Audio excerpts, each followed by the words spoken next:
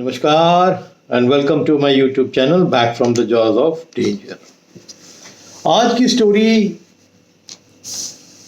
Corbett के आसपास की है और आज की स्टोरी डालने के पहले मैं ये ज़रूरी समझता हूँ कि जिन्होंने मेरे को ये स्टोरी दी है वो एक बुक है, उसके राइटर हैं जिनका नाम अकील फारूकी है और उस किताब का नाम हो अंकुश डेज। ये देखिए, ये किताब है अंकुश डेज और ये अकील फारूकी जी है जिन्होंने लिखा है। और कमाल तो ये है कि ये किताब उन्होंने एक माहौत के ऊपर लिखी है। माहौत वो होते हैं जो हाथियों को कंट्रोल करते हैं और ये माहौत बहुत ही फेमस था 80s और 90s में। इसका नाम इश्तियाक था और ये जो हथनी दिख रही है इसका नाम था रंबा। और ये कॉम्बिनेशन जो इश्तियाक का और रंबा का था, इसने ना जाने कितने मैनीटर टाइगर्स को ट्रैक करने में काम किया है।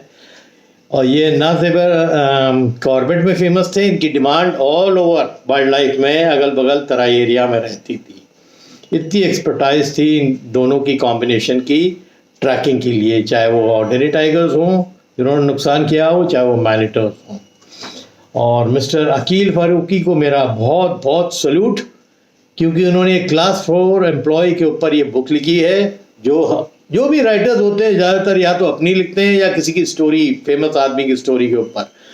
पर ये अकील फारूकी जी ने ये राइटर इश्तियाक के ऊपर, जिसमें जितनी भी कहानियाँ हैं ये इश्तियाक की मुँह बोली कहानियाँ हैं जो उन्होंने पेन डाउन करके इस किताब के अंदर दी है। मैं इसके पीछे दिखा रहा हूँ आपको। ये नीचे जो आपको शख्स दिख रहे हैं ये अकील साहब हैं जिन्होंने ये किताब लिखी है और ऊपर जो है ये इश्तियाक है जो माहौत था जिसके ऊपर ये पूरा बुक उन्होंने प्लान किया है। ये अमेज़ॉन से आपको बुक मिल सकती है। सब बड़ी इंटरेस्टिंग स्टोरीज़ हैं। मैं इसकी 2 स्टोरीज़ पहले डाल चुका हूँ। एक मैनीटर टाइगर था शेरू और दूसरा था ढीटू। इनकी जो स्टोरी थी इसी बुक के कंटेंट से मैंने ली थी। मैंने इनकी परमिशन ली थी पहले कि मेरे को बहुत अच्छी किताब लगी। मेरे अपने जो हड्डी के डॉक्टर हैं, आर्थोपेडिक सर्जन डॉक्टर तारिक, वो इनके फ्रेंड हैं। तो डॉक्टर तारिक ने ही मेरे को ये रिकमेंड करी थी बुक के लिए। फिर मैंने ये बुक पढ़ी, ये बहुत इंटरेस्टिंग है और इसमें जितनी भी स्टोरीज़ हैं वो कॉर्बेट की हैं, क्योंकि ये बहुत फ्रिक्वेंटली 80s में कॉर्बेट जाते रहते थे और वही कह रहे हैं कि धीरे धीरे कॉर्बेट में भीड़ बढ़ती गई और वो जो वाइल्ड लाइफ की फील थी वो कम होती।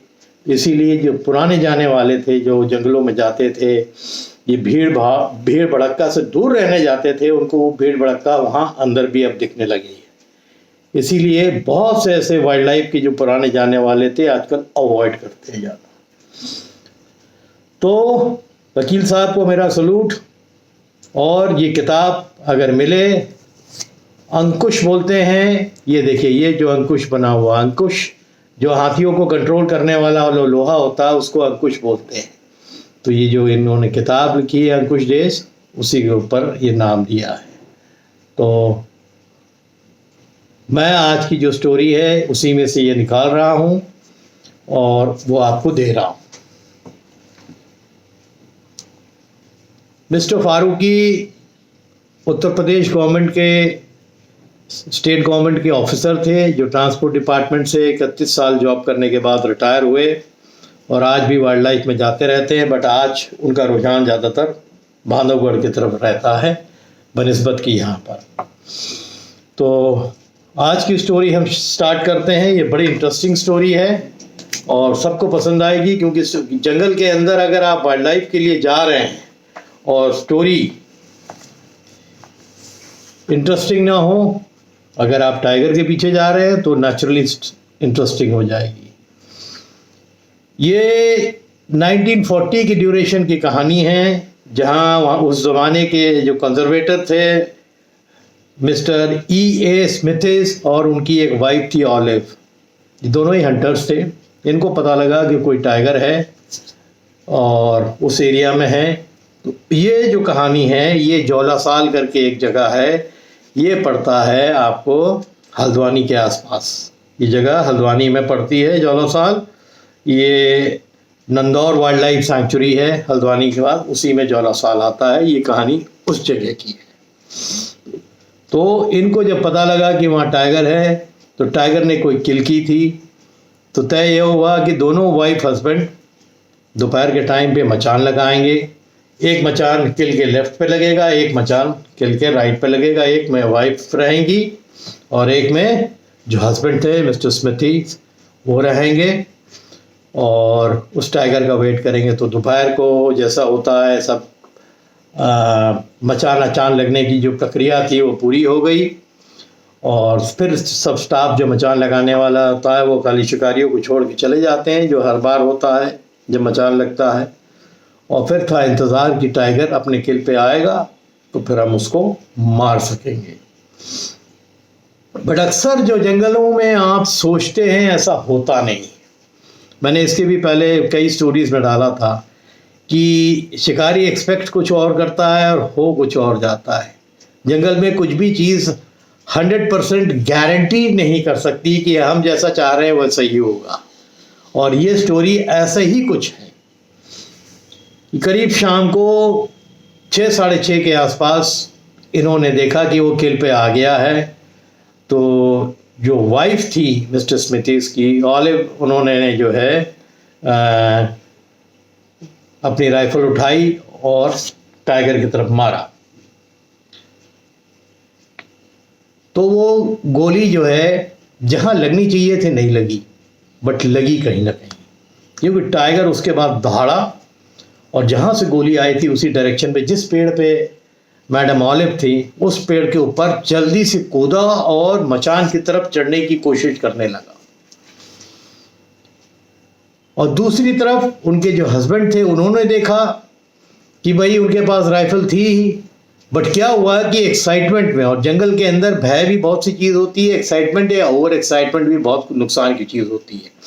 उसी में जैसे उन्होंने जो है राइफल लिया, वो थोड़ा सा उनका मचान डगमगाया, और मचान डगमगाया तो उनकी जो राइफल की पैलेट थी एक तो लोडेड थी मैगजीन के अंदर, और बाकी जो पैलेट थी सब नीचे आके गिर पड़ी। और इधर जो टाइगर है वो पेड़ पे चढ़ने की कोशिश कर रहा है, जिसमें मैडम ऑलिव थी कि उनकी मचान को गुस्से में था, वो उसको गोली लगी थी तो गुस्से में था। तो इन्होंने अपने राइफल को नीचे उसके मुंह की तरफ किया, क्योंकि वो पेड़ के ऊपर ही था, बट उसी में ये भी डिसबैलेंस्ड हो गई। इन्होंने फायर तो किया बट वो मिस फायर हो गया, फायर ही नहीं हो पाया, और मैडम ऑलिव मचान से डिसबैलेंस होके नीचे की तरफ गिर गई। टाइगर अभी भी लटका ही हुआ है और ये जमीन पे आ गई। और इधर मिथस जो इनके हस्बैंड थे मिस्टर स्मिथीज, इनके पास एक ही गोली बची हुई थी। तो वो जानते थे कि अगर ये नीचे आ गया तो ये मेरी वाइफ को मार देगा, 100% मार देगा, क्योंकि वो गुस्सा उसको ऐसे ही था।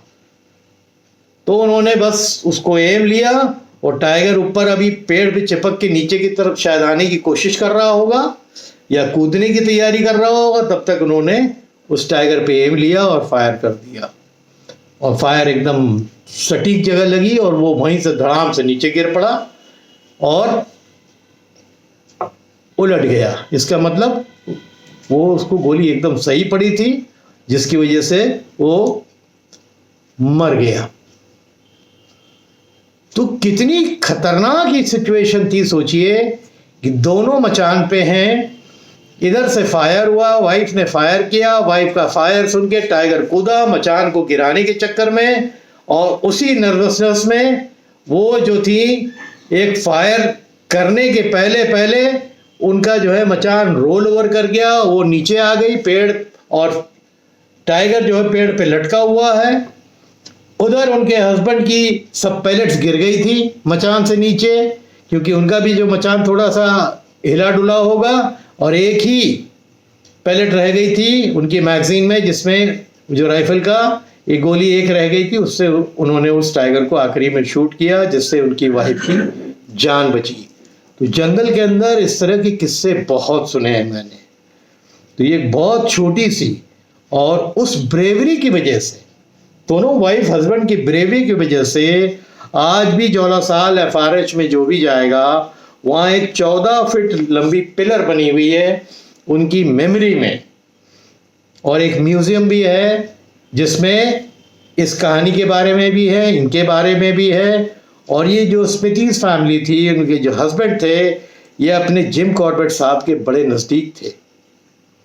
और एक टाइम पे जब ये हेली नेशनल पार्क कहलाता था, Jim Corbett national park declare होने के पहले, उसकी जो जितनी भी प्लानिंग थी या डॉक्यूमेंटेशन जो था, इन्होंने जिम कॉर्बेट के साथ मिलके की थी।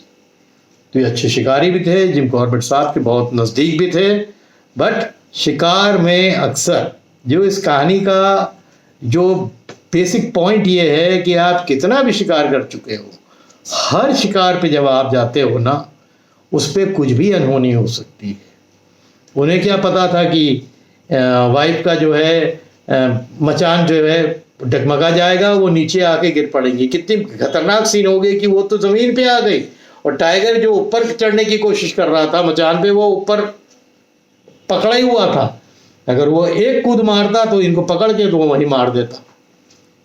पर तब तक मिस्टर स्मिथीज के पास एक राइफल में एक गोली थी, उन्होंने फायर किया और इसको ख़त्म कर दिया। तो जंगलों में इस तरह के किस्से आए होते हैं, आए दिन होते रहते हैं। तो बड़े लकी थे दोनों वाइफ हस्बैंड कि इस अटैक से बच गए। ऐसे कई अटैक होते हैं कि लोग नहीं बच पाते हैं। दूसरा मैं ऐड ऑन करना चाहता हूँ कि इनकी और भी स्टोरीज़ हैं, मैं डालूंगा, ज़रूर डालूंगा, बट मैं उनका क्रेडिट उनको डालना चाहता हूँ। एक बार फिर आपको उनकी बुक दिखा देता हूँ। इसका नाम अंकुश डेज है। इसको आप ज़रूर अगर पाते हैं, ये अमेज़ॉन में आपको मिल जाएगी। मैंने भी अमेज़ॉन से ही मंगाई थी। और ये अकील फारूकी साहब हैं जो इसके राइटर हैं। और जितने भी स्टोरीज़ के कंटेंट हैं, ये इश्तियाक, ये 80s और 90s का बहुत फेमस महावत था। आज के जितने कॉर्बेट के महावत होंगे जो जंगलों के अंदर जा रहे हैं, वो सब इश्तियाक का नाम जरूर जानते हो। उम्मीद करता हूँ कि एक छोटी सी स्टोरी है जो आपको डाली है, आपको पसंद आई होगी। और इस तरह की और भी स्टोरीज़ हैं, इस बुक की भी है, मेरी भी अपनी बहुत स्टोरीज़ हैं मैं जो डालने वाला हूँ। दूसरा, कॉर्बेट जैसे पहले का कॉर्बेट था आज नहीं रहा है। इधर पिछले 10 दिन में इसी महीने से लेके अक्टूबर तक, आप मान के एंड ऑफ अक्टूबर से लेके 10 अक्टूबर तक 5 से 6 ह्यूमन बीइंग के ऊपर अटैक हुए हैं कॉर्बेट के अंदर, जिसमें से एक बंदा जो लेबर था वो तो बच गया है। कल ही शाम का जो लेटेस्ट है, ये फाटो का है अटैक, जिसमें एक लेडी मरी है फाटो के पास, और 2 लड़के जो मोटरसाइकिल पे जा रहे थे उनको बड़े गंभीर तरीके से इंजर्ड किया उसी टाइगर ने। फिर रात में फॉरेस्टर्स आए थे जेसीबी लेके, उसको खदेड़ा, बट घंटों लग गए, वो जा ही नहीं रहा था जगह छोड़ के। इसका मूल कारण आप समझ सकते हैं। मेरे हिसाब से इसका मूल कारण यही है कि टाइगर्स को ह्यूमंस का एक जो भय था पहले टाइम पे, जब हम जवान थे या पहले जो लोग जंगलों में जाते थे, टाइगर्स देखते थे और ह्यूमन बीइंग को अवॉइड करके चले जाते थे। ये टाइगर्स उस जनरेशन के हैं कि जब ये पैदा हुए थे तब से जीपों को आते जाते देखते रहे होंगे कॉन्स्टेंटली। इनके माँ बाप भी जो थे जब पैदा हुए होंगे, उन्होंने जंगलों में जीपों को, इंसानों को बहुत नज़दीक देखा होगा। और ये लाजमी था कि एक पॉइंट आएगा जहां इनके अंदर से ह्यूमन बीइंग्स का फियर खत्म हो जाएगा। और यही हो रहा है किसी भी जंगल में। आप लीजिए कॉर्बेट ने, तो मेरे हिसाब से लग रहा है कि कॉर्बेट जो इस साल हुआ, जो लास्ट ईयर हुआ, जितनी किलिंग्स हुई, अगर ऐसा ही रहा तो कॉर्बेट की गिनती भी सुंदरबन की तरह आ जाएगी कि जहां ह्यूमन बीइंग जाता तो है, वापस लौट के ही नहीं आता है, शिकार हो जाता है, क्योंकि वहां इतने मैनीटर्स हैं कि वहां पर उनको आने का मौका ही नहीं मिलता। तो ये ना हो तो फॉरेस्ट वालों को इस समय बहुत सतर्क रहने की जगह है। ये टाइम मीटिंग का भी होता है, इसीलिए टाइगर्स अक्सर जगह छोड़ छोड़ के भटकते रहते हैं। बहुत कॉलिंग, मैंने एक दिन किसी ने, यूट्यूबर ने कॉल दिया था, मैं समझ गया कि मेल कॉल था, बड़ा टाइगर का पता लग रहा था, रात का टाइम था और बहुत क्लियर आ रहा था क्योंकि मैं एयरप्लेक्स लगाया हुआ था। तो वो पक्का जो कॉलिंग था वो मेट के लिए जो होता है वो कॉलिंग थी, क्योंकि ये सीजन रहता है इनकी मीटिंग का, तो ये लोग बहुत ज़्यादा, इनका मूवमेंट बहुत रहता है रात के टाइम पे, दिन के टाइम पे। तो मैं ये भी बोल रहा हूँ कि जितने भी उस एरिया के यूट्यूबर्स हैं कॉर्बेट के अंदर जो जाते रहते हैं व्यूअरशिप के लिए, यूट्यूब दिखाने के लिए, आप जाइए, बट बहुत सतर्क रहिए, क्योंकि आज भी एक खबर मेरे को आई है, आज सुबह पनोद नाला के पास सुंदरखाल के पहले एक मोटरसाइकिल के ऊपर टाइगर ने अटैक किया। लकीली वो मिस टाइम हो गया, टाइगर जो है पकड़ नहीं पाया, क्योंकि एक भी पंजा पड़ जाता तो दोनों मोटरसाइकिल वाले नीचे गिर पड़ते, एक हाथ को वो लपेट लेता, but they were very lucky कि बच गए। तो ये आपको मैं जो केसेस बता रहा हूँ पिछले 10 दिन के अंदर के हैं, आज का मिला के तो ये मान के चलिए 7वां अटैक हो गया, और एक आदमी सरवाइव किया, बाकी सब मर गए। आज वाले दोनों बच गए, दे वर लकी कि ये सरवाइव कर गए। ठीक है ना।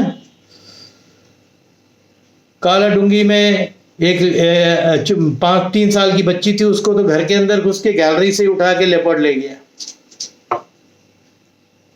जब तक हल्ला हल्ला हुआ तो वो भाग गया छोड़ के, by that time the girl was dead. Kalagarh में ड्यूटी के अंदर एक फॉरेस्टर जा रहा था, 3 लोग मोटरसाइकिल में जा रहे थे, सबसे पीछे वाले के ऊपर टाइगर ने अटैक करके उसको खींच दिया और मार दिया।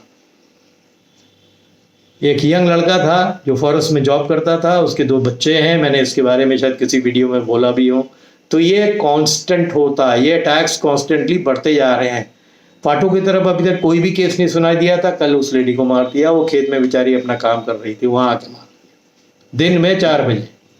तो ये केसेस बढ़ते जा रहे हैं, ये बहुत चिंता की बात है। जितने भी वाइल्ड लाइफ लवर्स हैं ये बहुत ज़्यादा ही चिंता की बात है। इसका मतलब ये टाइम आ गया है कि टाइगर्स जो है इंसानों से चिढ़ के मारे रिटेलिएट कर रहे हैं, और इंसानों का डर उनके अंदर से ख़त्म हो गया है। इसका मेन कारण यही है। तो फॉरेस्टर्स को इस पर बहुत जल्दी एक तगड़ी कार्रवाई करनी होगी, अदरवाइज ये टाइम ऐसा है कि आने वाले 2-3 महीने में नहीं तो ये बहुत से केसेस कॉर्बेट में सुनाई देंगे। राइट। और भी जंगलों में मैंने सुना है कि 1-2 केसेस हुए हैं जिसमें ह्यूमन बींग्स को मारा गया, होते रहते हैं, बट कॉर्बेट में ज़रूरत से ज़्यादा हो रहे हैं। ये बहुत चिंता की बात है। तो इस वीडियो में मैं इतना ही कर रहा हूँ।